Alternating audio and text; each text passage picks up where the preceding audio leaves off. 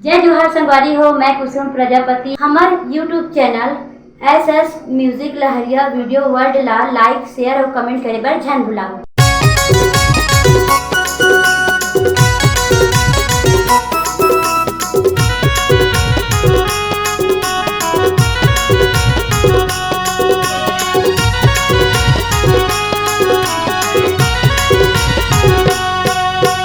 आए मैया दुर्गा लक्ष्मी बनके, आए मैया दुर्गा लक्ष्मी बनके।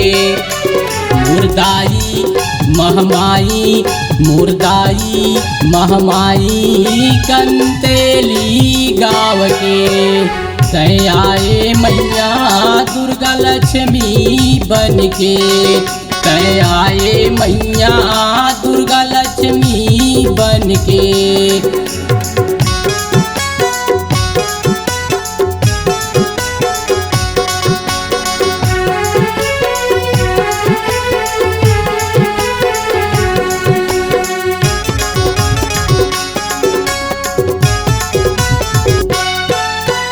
नवा गढ़ ले आए मैया धरती में सुरंग बना के। राजा रानील सपना देके कंतेली माँ बिराजे। राजा रानील सपना देके कंतेली माँ बिराजे।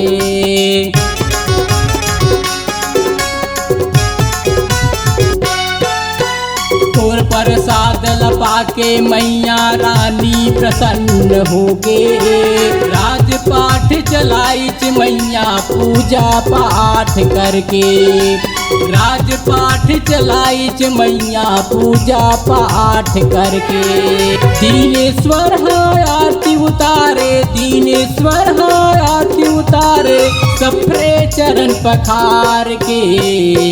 आए मैया दुर्गा लक्ष्मी बनके, आए मैया दुर्गा लक्ष्मी बनके।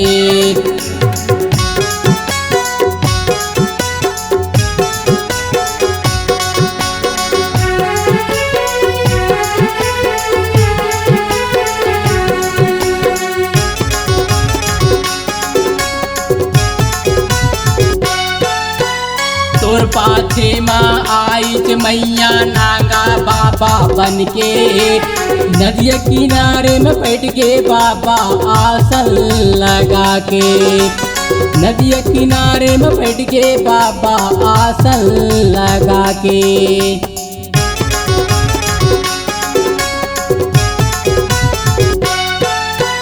हर दीदी कंतेली में बाबा निगवा भावर कहाए। माया दिखाई दिया बार माँ राजा परेशान हो गे। माया दिखाई दिया बार माँ राजा परेशान हो गे। तलवार चलाई राजा तलवार चलाई राजा निकल के लहू बनके। आए मैया दुर्गा लक्ष्मी बनके, आए मैया दुर्गा लक्ष्मी बनके। मुर्दाई महमाई मुर्दाई महमाई कंतेली गाँव के। आए मैया दुर्गा लक्ष्मी बनके, आए मैया दुर्गा लक्ष्मी बनके। आए मैया दुर्गा लक्ष्मी बनके।